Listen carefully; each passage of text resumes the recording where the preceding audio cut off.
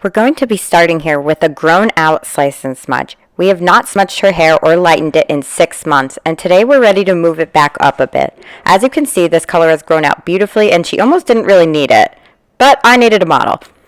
For this one, we're sectioning it as we did with our dimensional placement. One wide section up the back from the nape to the crown and a wide mohawk centered at her part. I'm working with Matrix Light Master throughout and starting out with 10 volume in the back at a 1 to 1.5 ratio. We're going to cycle out our lightener throughout to keep things lifting nice and even. I'm starting out with this slice at the nape, and as you can see, it's much more simple to retouch this than it is with weaves. I'm going in and saturating both sides of the sections, and I can really see exactly where I need to paint. Again, we can see that it's so easy to just pick up the pieces that were lightened last time. Now we want to make sure that we're not overlapping the already light pieces, but we want to make sure that our saturation is strong. If you used a demi to smudge last time, it shouldn't give you an issue, and if it does, that probably means that the saturation was not heavy enough. Now you will see me going in using my coup board. What that's going to do is just give me a structure to paint on. I really like it because it actually has little spikes up in the front that if you were doing backcombing, it holds it in place. And even when you're not doing backcombing, it still really helps to hold the hair in place while you paint. Now, because timing is of the utmost importance, you'll see that I stacked foils on top of one another. This is going to prevent me having to go back in, putting another foil on top of my board, and it's just going to make the whole process move along more smoothly. Now you can see that I'm leaving about 1/4 of an inch in between each section, and you can see kind of how thick my sections are. They're not terribly thick, but I wouldn't be able to read something through them, and that's really the best way that I would be able to describe that for you. I'm not going all the way up to the root with this. We're going to be doing a smudge anyway, and I don't want to be creating bleeders just in case that lightener expands. This lightener does not tend to expand very much, which I really like, but I still want to try and avoid that. So if the foil slips, you will see me pick it up a little bit just using my fingers. And then I'm just going to repeat this process until I get to the crown. Now as we work our way up the head, you'll see that my sections are gradually getting thinner. That's because up there in that crown area, if you take too thick of a section, it might cause bleeders just because of the shape of the head. But also I want a little bit, it's not going to get as much heat conduction in this area, so I want a little bit of extra lift. Those foils underneath are going to lift really quickly because all the rest of the hair is sitting on top of that, and that creates a ton of heat, which allows you to take thicker sections underneath.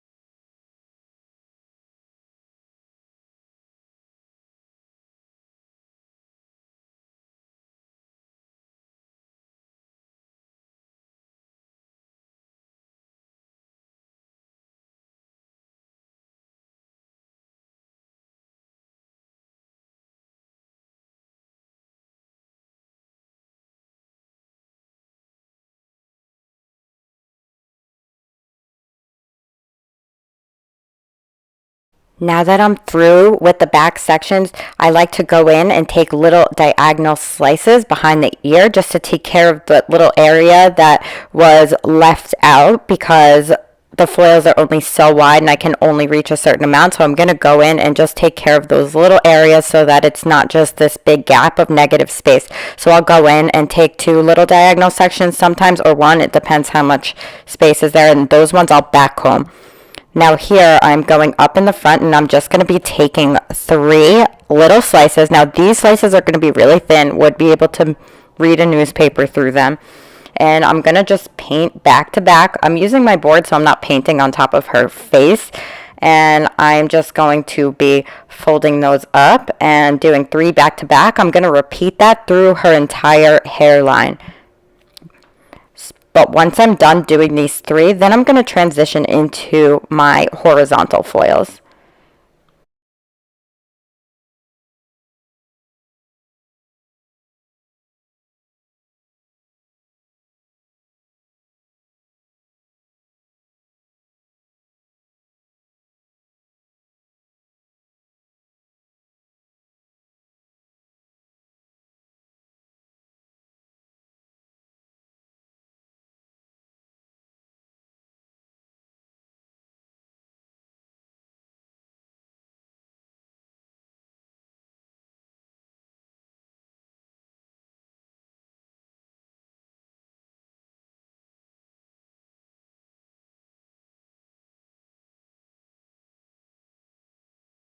Now I'm going in with my horizontal slices, starting directly above the ear. I just took out a tiny little piece because of the way that the ear is shaped and the way that the hairline is, but that won't matter. We're going in and smudging it anyway. So I'm going in using my board because, again, that's a difficult area to paint over and kind of have that stability. So I'm going to use a board, but you do not have to. This is going to be to your preference. Some people like to use a board, some people don't, and sometimes I do, sometimes I don't. It really just depends how I'm feeling that day. So I'm leaving out about 1/4 of an inch again in between these sections, maybe a little bit less.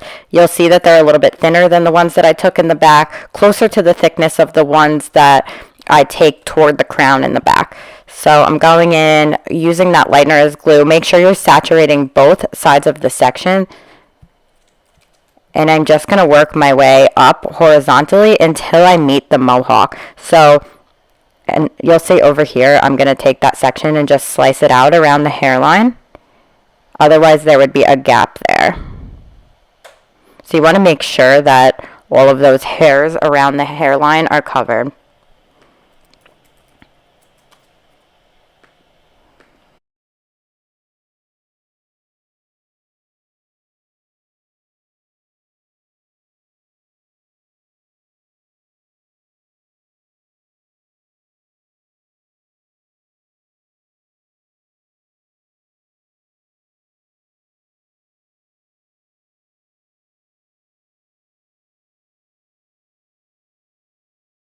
So you are going to go all the way up to the part that you created that meets at the mohawk. So that will be your very last section before you move on to the next side. Now I'll be repeating that same process through the opposite side of the head, only now I've transitioned into using 15 volume. You see, and on this side, I actually didn't use a board around the hairline, so it really is just a matter of preference. It's definitely not a necessity.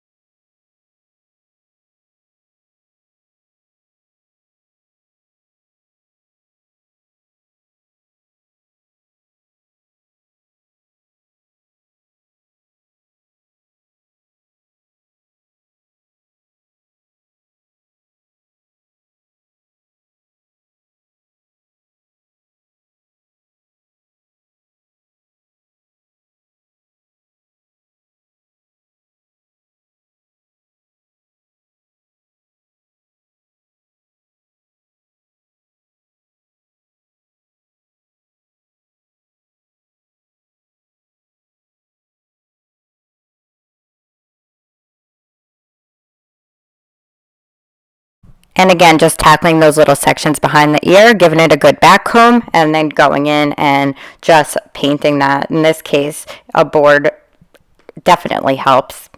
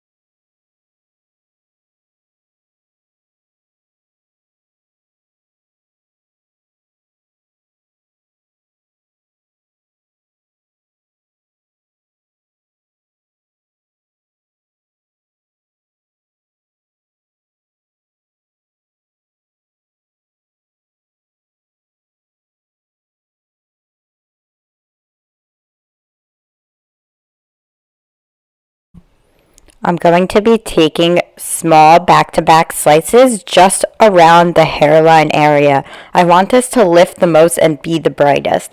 So 15 volume up here and back-to-back slices.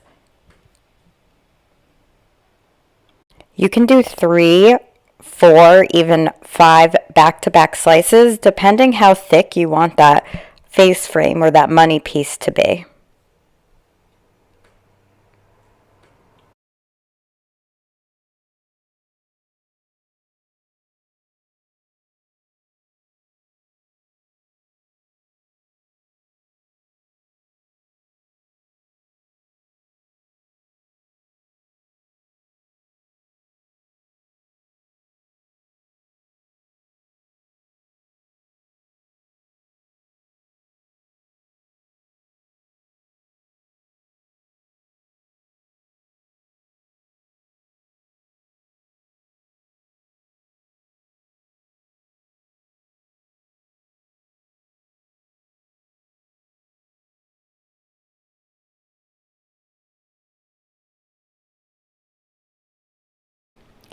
Now that I have my slices around the face, I'm going to go ahead and go in, turn her around, and start at the back of the mohawk, still using 15 volume. By the time I get to the front of the mohawk, I'm going to have switched to 20 volume. I'm really trying to get as even lift as I possibly can.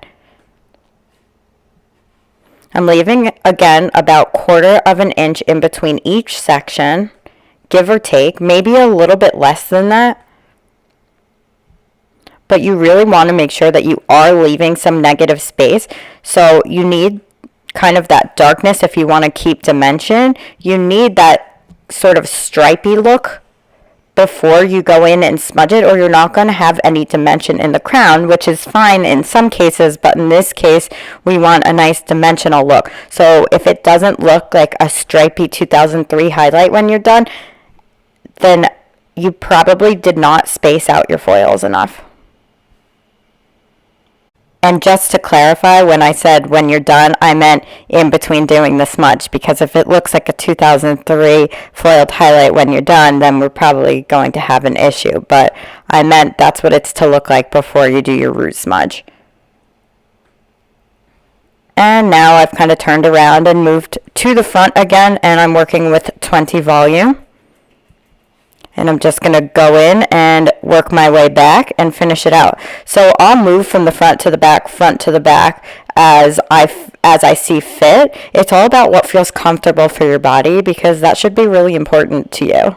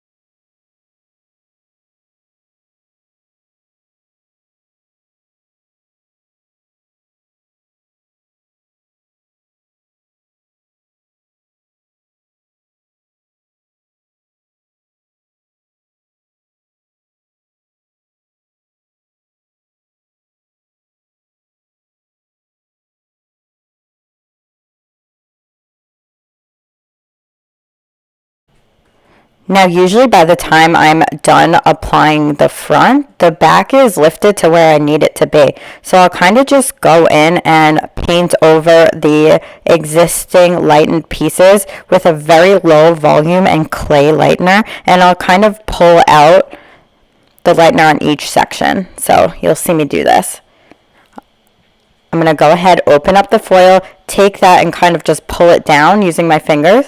So this is going to deactivate it a little bit so that it won't lift further, but it's also going to take out some of that toner from the last time and just give it a tiny little bit of a bump so that we have an even playing field. So I'm going to work my way around the head doing this and sort of painting those in between already lightened pieces as well. Again, just so that when we go in to do our toner, we have an even playing field. So when I say I'm going back in with a clay lightener, I just mean that I went ahead and added some free hand additive to my Matrix Light Master. So it's kind of a hybrid lightener in that you can do that. But if you don't have that, just add a little bit of clay lightener. This is just to keep it from bleeding onto the other section. So you want to make it nice and thick.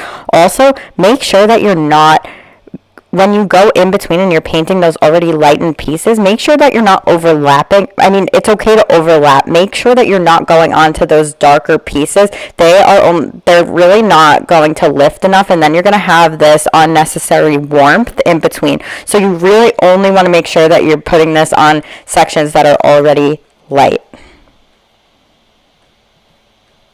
And this isn't going to cause any additional damage. It's so weakened at this point, the lightener, that it's barely doing anything. Again, it's more just to get the existing toner away, maybe give it a tiny little bump.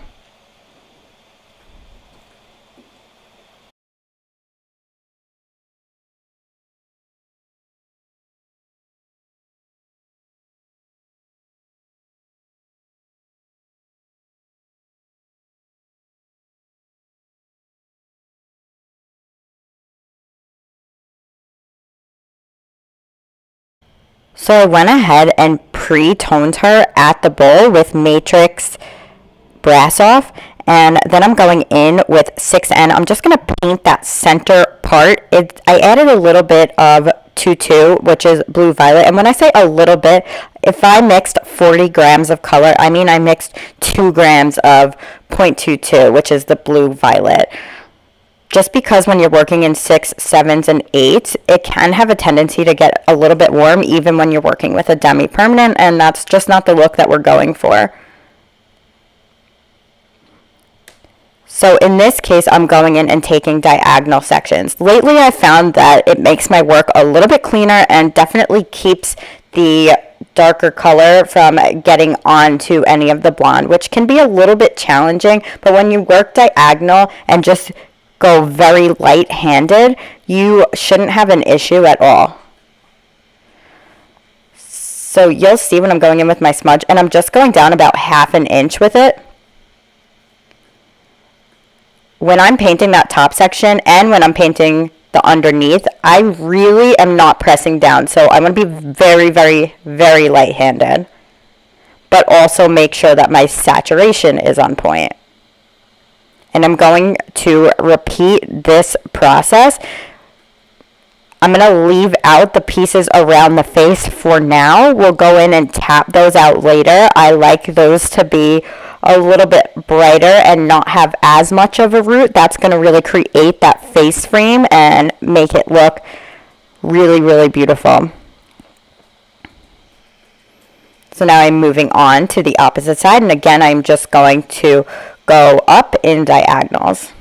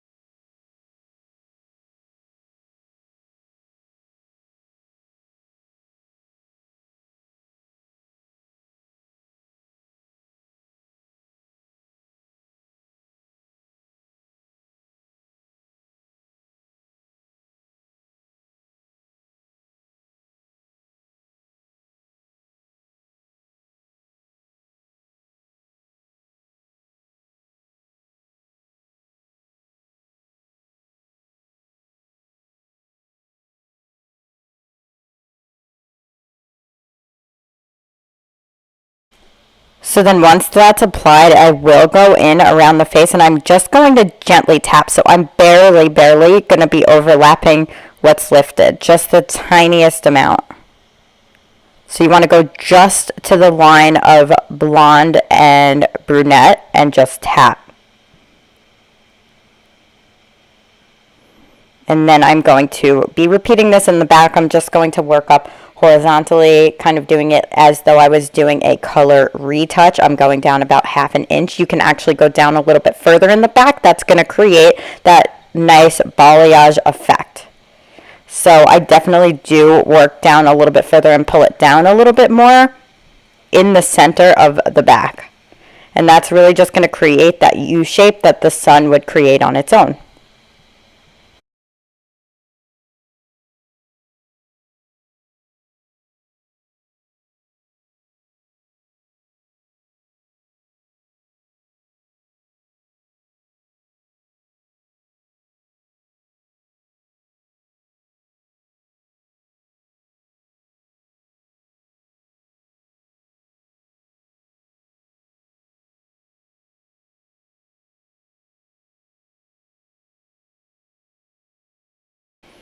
Now I'm going to be going in with Redken Shades EQ, and I'm going in with 8GI and just a little bit of 8V. I really want this nice iridescent gold tone with just a little bit of cool underneath it at the base.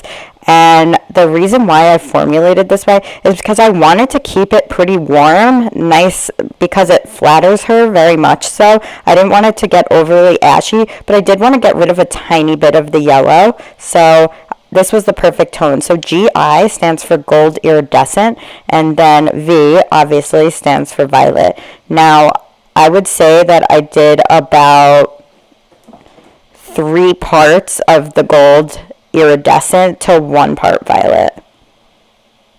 And then I'm going in and I'm just kind of melding it together with my Olivia Garden eye blend brush. I'm really just combing them into each other.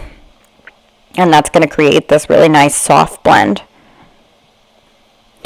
Now, root smudges should sit for 25 minutes and the toner should sit for 15 to 20. Now, I just wanted to show it to you straight because people always say, but what does it look like when it's straight? So, and then here it is wavy. I'm just going to brush it out with my fingers.